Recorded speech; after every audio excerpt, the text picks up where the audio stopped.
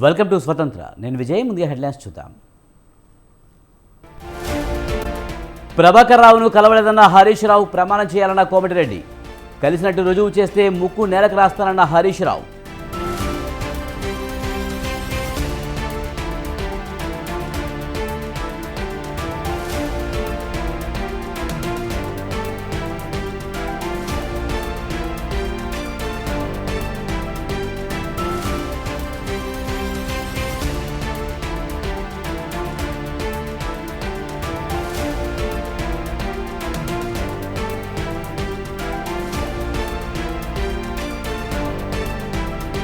కౌంటింగ్లో ప్రతిక్షణం అప్రమత్తంగా ఉండాలి. ఎక్కడా సంయమనం కోల్పోద్దన్న సజ్జల.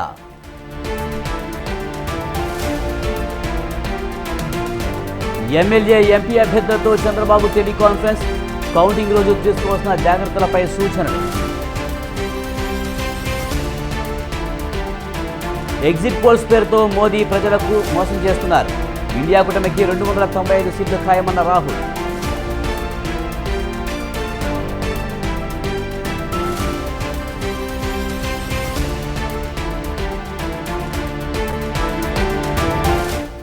తిహార్ జైలుకు ఢిల్లీ సీఎం కేజ్రీవాల్. మధ్యంతర బెయిల్ ముగియడంతో జైలులో సరెండర్.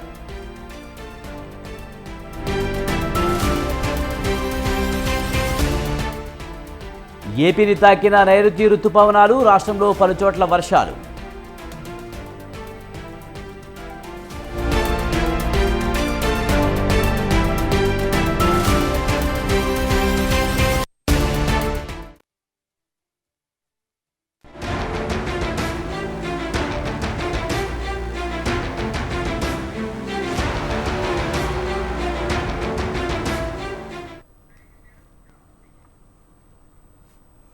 తెలంగాణ రాష్ట్ర దశాబ్ది వేడుకలకు ట్యాంక్ బండ్ సిద్ధమైంది. తెలంగాణ ఆవిర్భావ దినోత్సవం సందర్భంగా ట్యాంక్ బండ్ మీద ప్రభుత్వం ప్రత్యేక కార్యక్రమాలు నిర్వహిస్తుంది. సాంప్రదాయ ఫుడ్ స్టాల్స్ ఏర్పాటుతో పాటు హస్తకళా ప్రదర్శన ఏర్పాటు చేశారు. వివిధ కళారూపాలను ఈ సందర్భంగా ప్రదర్శించనున్నారు. ఈ సందర్భంగా ముఖ్యమంత్రి రేవంత్ రెడ్డి రాష్ట్ర గీత రచయిత అందశ్రీ, సంగీత దర్శకుడు కీరవాణిలను సన్మానించనున్నారు.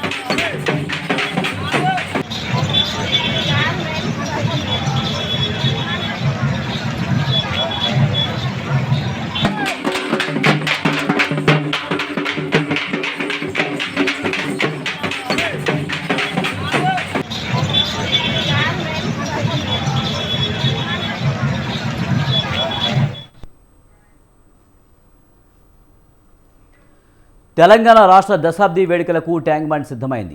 తెలంగాణ ఆవిర్భావ దినోత్సవం సందర్భంగా ట్యాంక్ బండ్ మీద ప్రభుత్వం ప్రత్యేక కార్యక్రమాలు నిర్వహిస్తుంది. సాంప్రదాయ ఫుడ్ స్టాల్ ఏర్పాటుతో పాటు హస్తకళా ప్రదర్శన ఏర్పాటు చేశారు. వివిధ కళారూపాలను ఈ సందర్భంగా ప్రదర్శించనున్నారు. ఈ సందర్భంగా ముఖ్యమంత్రి రేవంత్ రెడ్డి రాష్ట్ర గీత రచయిత అందశ్రీ, సంగీత దర్శకుడు కీరవాణిలను సన్మానించనున్నారు. ఇక దీనికి సంబంధించి మరింత సమాచారాన్ని మా ప్రతినిధి విశాల్ అందిస్తారు. విశాల్, తెలంగాణ రాష్ట్ర దశాబ్ది ఉత్సవాలకు ట్యాంక్ బండ్ ముస్తాబైంది. పూర్తి సమాచారం ఏంటి? రైట్ విజయ్, తెలంగాణ దశాబ్ది ముగింపు వేడుకలకు ట్యాంక్ బండ్ సిద్ధమైంది. ఇక మరి కాసేపట్లోనే CM Revanth Reddy tank bund దగ్గర చేరుకుంటారు. ఆ తర్వాత ఈరోజు తెలంగాణ ప్రభుత్వం ఏర్పాటు చేసిన వివిధ కార్యక్రమాలన్నిటి కూడా ఒకదాని తర్వాత ఒకటి ప్రారంభమవుతాయి. ప్రస్తుతం మనం తెలుగు తల్లి ఫ్లైఓవర్ కింద ఉన్నాము. మనకి అందరికీ కూడా ఈ తెలుగు తల్లి ఫ్లైఓవర్ కానీ ఈ ట్యాంక్ బండ్ కానీ అందరికీ కూడా తెలిసిందే. 2010లో ఇక్కడే సకల జనుల సమ్మె ద్వారా తెలంగాణ ఉద్యమం అనేది ఒక పెద్ద ఎత్తున నిలిచింది. అలాంటి మిలియన్ మార్చ్ ఉద్యమానికి ప్రతీకగా మనకి ఈ ట్యాంక్ బండ్, తెలుగు తల్లి ఫ్లైఓవర్ అనేటివి కూడా మనకు ఒక 14 సంవత్సరాల క్రితం ఎంతో ఉద్యమాన్ని ఎంతో ఉర్రెత్తించింది. ఇక ఈరోజు వివిధ సాంస్కృతిక కార్యక్రమాలను ప్రభుత్వం ఏర్పాటు చేసింది. ముందుగా సీఎం రేవంత్ రెడ్డి 6:50 ఇక్కడికి ట్యాంక్ బండ్ చేరుకుంటారు. ఆ తర్వాత ఇక్కడ ఈరోజు అవతరణ దినోత్సవం సందర్భంగా ఏర్పాటు చేసిన ఫుడ్ స్టాల్స్, అదేవిధంగా హస్తకళ ప్రదర్శనలను సీఎం రేవంత్ రెడ్డి స్వయంగా ప్రతి ఒక్క స్టాల్ దగ్గరికి వెళ్ళి అక్కడ పరిశీలిస్తారు. ఆ తర్వాత కార్నివాల్ అనేది ఉంటుంది. ఆ కార్నివాల్ అనేది వివిధ కళాకారులందరూ కూడా ఇప్పటికే ట్యాంక్ బండ్ దగ్గర చేరుకున్నారు. ఆ కళాకారులందరూ కూడా ఈ కార్నివాల్ నిర్వహిస్తారు. ఈ ట్యాంక్ బండ్ మీద మొత్తం అంటే వివిధ కళాకారులందరూ కూడా, అంటే అటు కోయ కళాకారులు కానీ, ఇట్లా డప్పు వాయిద్యాలు, ఇలా మహిళా డప్పులకు సంబంధించి ఇలా ప్రతి ఒక్కరు కూడా వివిధ కళాకారులు అందరూ కూడా ఈ కార్నివాల్ అనేటివి దాదాపు 20 నిమిషాల వరకు నిర్వహిస్తారు. ఆ తర్వాత స్టేజ్ షో అనే ఉంటుంది. ఆ stage show CM Revanth Reddy ఉండి అక్కడి నుంచి మ్యూజిక్, కొన్ని సాంస్కృతిక కార్యక్రమాలు ఉంటాయి. ఆ తర్వాత ఈ తెలంగాణ రాష్ట్ర గేయ రచయిత అందశ్రీ, అదేవిధంగా ప్రముఖ సంగీత దర్శకుడు కీరవాణి, ఇవి ఇద్దరికి సమక్షంలో ఈ 13 నిమిషాల పూర్తి నిడివి గల పాట అనేది దాన్ని ప్లే చేస్తారు. ఆ పాటను ప్లే చేస్తున్న సమయంలోనే అందరూ కూడా ఈ ట్యాంక్ బండ్ మీదుగా కూడా వెళ్తూ ఉంటారు. దాని తర్వాత క్రాకర్స్ అనేటివి ఉంటాయి. ఆ క్రాకర్స్ పిలిచిన తర్వాత మొత్తం ఈరోజు ఈ దశాబ్ది వేడుకలు అనేటివి ముగింపు దశకు చేరుకుంటాయి. ఇక ఈ యొక్క కార్యక్రమానికి ప్రజలందరికీ కూడా ఆహ్వానం ఉన్నది. ఎవరైనా సరే ప్రతి ఒక్కరు కూడా ఈ కార్యక్రమాన్ని చూడాలనుకున్న వాళ్ళు ఇక్కడ రావచ్చు, చూసుకోవచ్చు అని కూడా తెలంగాణ ప్రభుత్వం తెలిపింది. ముఖ్యంగా 60 ఏళ్ల పైగా కళ నెరవేరి 10 ఏళ్లు దాటిన సందర్భంగా ఈ తెలంగాణ ప్రభుత్వం ఈ దశాబ్ది వేడుకలను ఎంతో గ్రాండ్గా చేస్తుంది. ఈరోజు ఉదయం నుంచి కూడా అటు గన్పార్క్ దగ్గర నివాళులు అర్పించడం దగ్గర నుంచి ప్రారంభమైన ఈ అవతరణ కార్యక్రమాలు, పెరేడ్ గ్రౌండ్స్ దగ్గర ఫ్లాగ్ మార్చ్ చేయడం అధికారికంగా, అక్కడనే రాష్ట్రీయ గీతం కూడా సీఎం రేవంత్ రెడ్డి అక్కడ అధికారికంగా ప్రకటించారు. ఆ తర్వాత ఈరోజు తెలంగాణ దశాబ్ది వేడుకలు ముగింపు దశకు చేరుకున్నాయి. ఇక ఈ కార్యక్రమాలతో అంటే 7 గంటల నుంచి 9 గంటల వరకు 2 గంటల పాటు వివిధ కార్యక్రమాలు ఉంటాయి. ముఖ్యంగా ఫుడ్ స్టాల్స్ని సందర్శించడం, కార్నివాల్, అదేవిధంగా ఫ్లాగ్ వాక్, మ్యూజిక్ షో, సాంస్కృతిక కార్యక్రమాలు, అదేవిధంగా 13 నిమిషాలు ఉన్న ఈ పాటని, ఏదైతే తెలంగాణ రాష్ట్ర అధికారిక గీతంగా మనం జయ జయ తెలంగాణ అనే పాటని 13 నిమిషాలు ఉన్న పూర్తి పాటని ఈరోజు ఇక్కడ సీఎం సమక్షంలో దాన్ని ప్లే చేస్తారు. దాని తర్వాత ఫ్లాగ్ వాక్ అంటే జాతీయ జెండాని ఇక్కడ వివిధ కళాకారులందరూ కూడా జాతీయ జెండా ప్రదర్శన కూడా చేస్తారు. ఆ తర్వాత బాణ సంచారాన్ని, అంటే మొత్తం చుట్టుపక్కల ఉన్న అన్ని బిల్డింగ్స్ల దగ్గర లైట్స్ అన్ని ఆఫ్ చేసేసి ఈ క్రాకర్స్ అన్నింటినీ కూడా పేలుస్తారు. సో ఈ క్రాకర్స్ పేల్చిన తర్వాత తెలంగాణ దశాబ్ది వేడుకలు ముగింపు అనేది మొత్తంగా ఈ వేడుకలు అనేటివి కూడా పూర్తవుతాయి.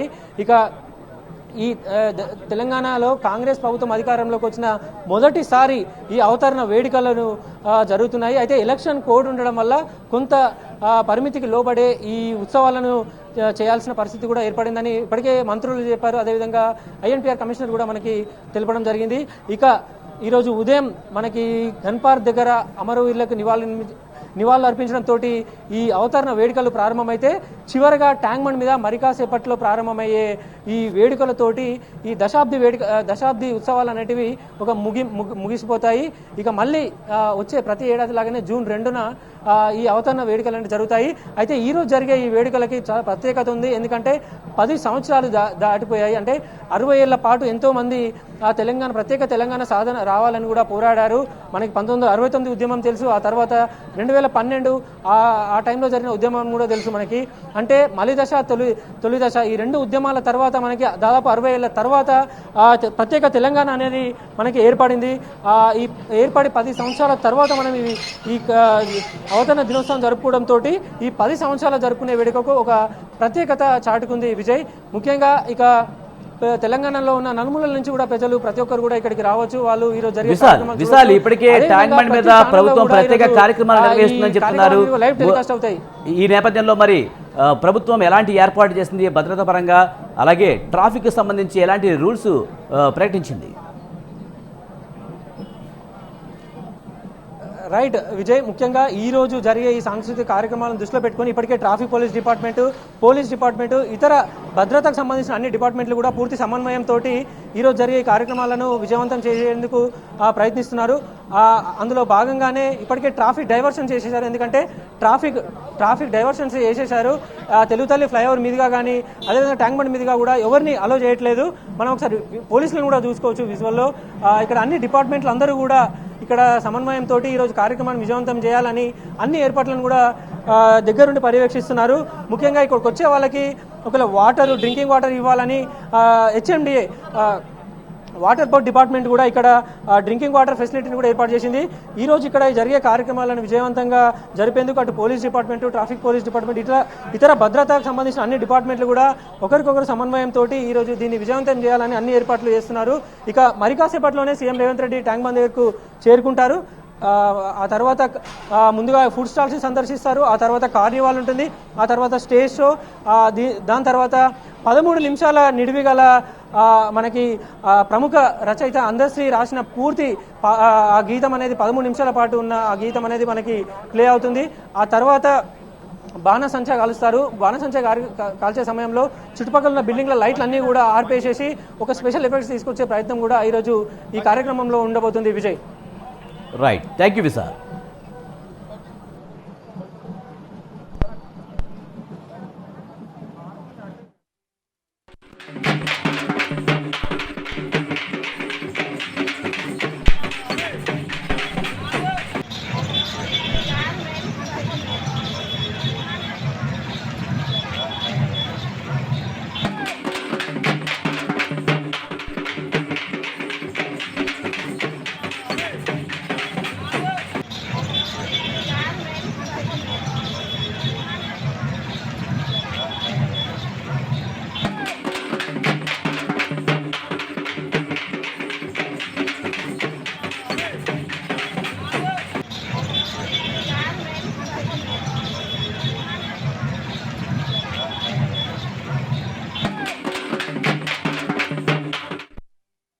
పంతొమ్మిది 1999కి ముందు తెలంగాణలో దారుణమైన పరిస్థితులు ఉండేవని బీఆర్ఎస్ అధినేత కేసీఆర్ అన్నారు.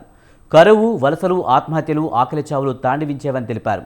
తెలంగాణ అనుభవించిన బాధ ఊహించుకుంటే ఇప్పుడు కూడా దుఃఖం వచ్చేదని అన్నారు. తెలంగాణ భవన్లో జరిగిన తెలంగాణ దశాబ్ది ఉత్సవ ముగింపు వేడుకల్లో పాల్గొన్న ఆయన ఈ సందర్భంగా ప్రసంగించారు. యావత్ తెలంగాణ వరుస కరువులకు, వలసలకు, కరెంటు కోతలకు, ఆత్మహత్యలకు, చేనేత కార్మికుల ఆకలి చావులకు నిలవుగా ఉండేదని చెప్పారు. తాను కూడా అధికారిక పదవుల్లో ఉన్నానని తెలిపారు. ఆ రోజుల్లో సాటి మిత్రులతో కలిసి తమ దుఃఖాన్ని పంచుకునే వాళ్ళమని గుర్తు చేశారు. కొందరు తమ స్వార్థ ప్రయోజనాల కోసం తెలంగాణ అంశాన్ని ఎత్తుకున్నారని విమర్శించారు. తెలంగాణ రాష్ట్రం వచ్చుడు కాదు, తెలంగాణ అంటే మాట్లాడే కష్టం. హృదయ భాస్కర్ అనే ఒక ఎమ్మెల్యే శాసనసభలో తెలంగాణ అంటే స్పీకర్, ఆనాడు ఉన్నటువంటి స్పీకర్, మీరు తెలంగాణ అనే పదమే మాట్లాడకూడదండి, వెనుకబడిన ప్రాంతం అని మాట్లాడండి, తెలంగాణ అనకూడదు అని స్పీకర్ స్థానం నుంచి ఉత్తర్వులు జారీ చేసేటువంటి దుస్థితి. అది ఎక్కడికి పోయింది తెలంగాణ? చాలా భయంకరం ఊహించుకుంటే. తెలంగాణ అనవద్దు అని శాసనసభలో స్వయంగా సభాపతి గారు చెప్తారు. So where was Telangana? Very dangerous situation, చాలా దుర్భరమైన పరిస్థితి. ఎక్కడన్నా ఏదైనా సందర్భంలో 10 మంది కూర్చున్న చోట తెలంగాణ ముచ్చట పడితే క్యాలాగా క్యా దుకాణాలు ఈజీగా అంత పేలవం అయిపోయింది తెలంగాణ. ఎటువంటి బాధలంటే ఆనాడు నా అడ్వైజర్ గా, సహచరునిగా రాజీ లేని పోరాటం చేసినటువంటి మాన్యులు స్వర్గీయ జయశంకర్ గారు నాతో పాటు ఉండేది. అనుక్షణం ప్రతిక్షణం ఉండేది నాతో పాటు, అన్ని సందర్భాలలో ఉండేది.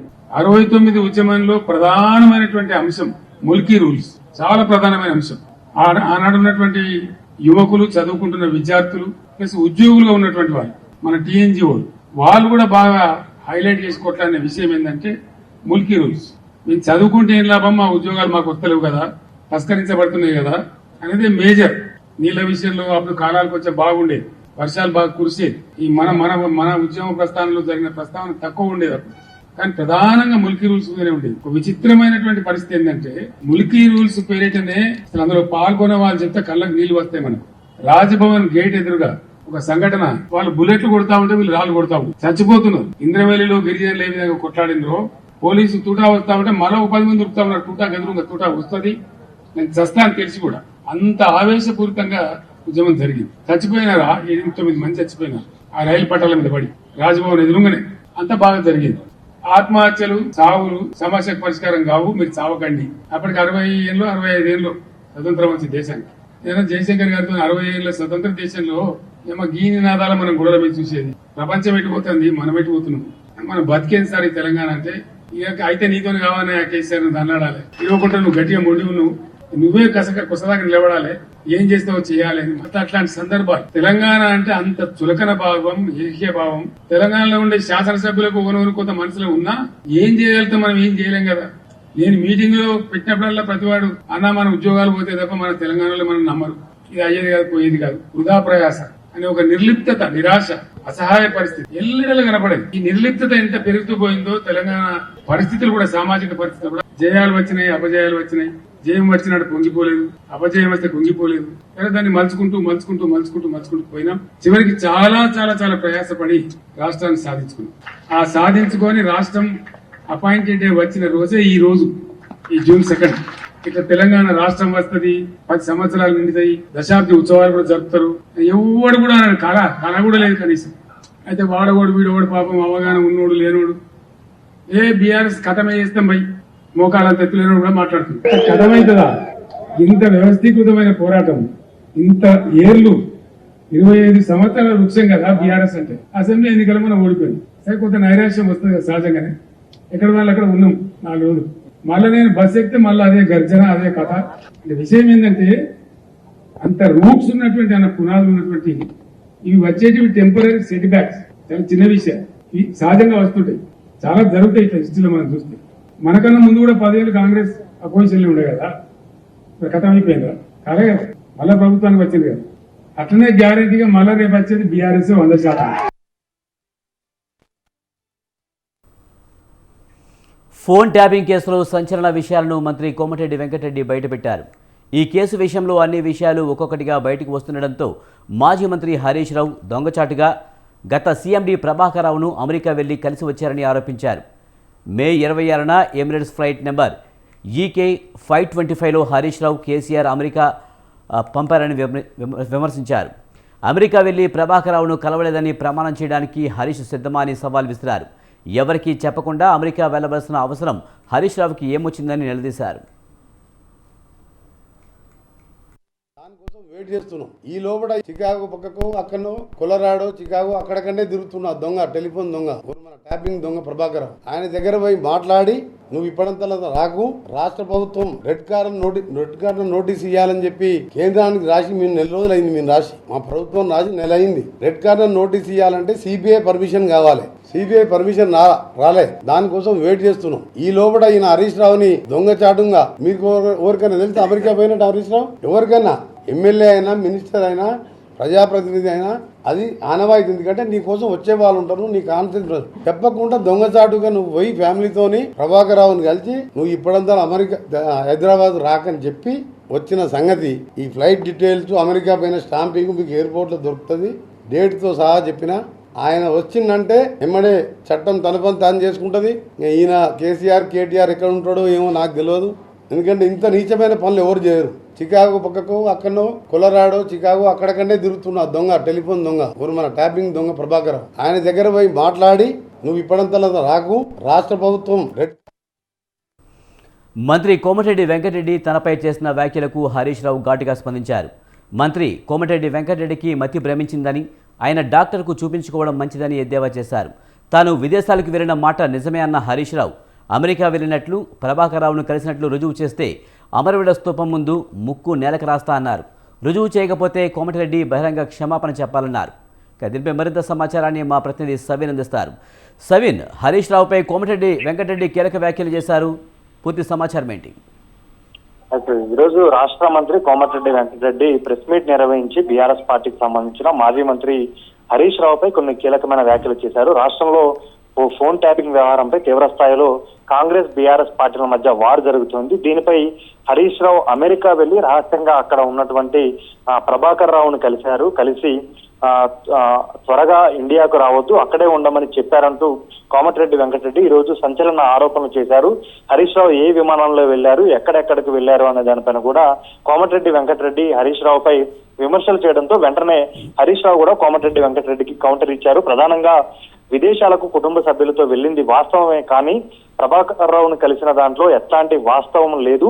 ఒకవేళ కోమటిరెడ్డి వెంకటరెడ్డి నిరూపిస్తే అమరవీరుల స్తూపం వద్ద ముక్కు నేలకు రాయడానికి సిద్ధంగా ఉన్నాను, దానికి కోమటిరెడ్డి వెంకటరెడ్డి సిద్ధంగా ఉన్నారా అంటూ కూడా సవాల్ విసిరారు. దీనిపై బహిరంగ చర్చకు సిద్ధమంటూ కూడా హరీష్ రావు స్పందించారు. ప్రధానంగా ఫోన్ ట్యాపింగ్ వ్యవహారంలో హరీష్ రావుతో పాటు కేటీఆర్ వీరంతా కీలక పాత్ర పోషించారంటూ కాంగ్రెస్ పార్టీ అధికారంలోకి వచ్చిన తర్వాత పెద్ద ఎత్తున ప్రభుత్వం బీఆర్ఎస్ పార్టీ పైన ఆరోపణలు చేస్తున్న పరిస్థితి మనకు కనబడుతుంది. దీనిపై ఈరోజు హరీష్ రావు విదేశీ టూర్ కు వెళ్లి వచ్చిన తర్వాత హరీష్ రావు ప్రభాకర్ రావును కలిసి ప్రభాకర్ రావుతో చర్చించి కేసీఆర్ సూచనల మేరకు హరీష్ రావు విదేశాలకు వెళ్లారు, ప్రభాకర్ రావుతో మాట్లాడి వచ్చారంటూ ఈ రోజు కోమటిరెడ్డి వెంకటరెడ్డి ఆరోపించిన తర్వాత వెంటనే హరీష్ రావు కూడా కౌంటర్ ఇచ్చారని చెప్పుకోవచ్చు. ప్రధానంగా కోమటిరెడ్డి రెడ్డి కావచ్చు, కాంగ్రెస్ ప్రభుత్వంలో ఉన్న మంత్రులు టీవీల్లో బ్రేకింగ్లు, స్క్రోలింగ్ల కోసం చిల్లర వ్యాఖ్యలు చేస్తున్నారు. ప్రధానంగా నిరాధార నిందలు వేసి వ్యక్తిగత ప్రతిష్టతను బీఆర్ఎస్ పార్టీని దెబ్బతీయాలని ప్రయత్నం చేస్తున్నారు. అందులో భాగంగానే నా పైన వ్యక్తిగత విమర్శలు చేస్తున్నారంటూ కూడా హరీష్ రావు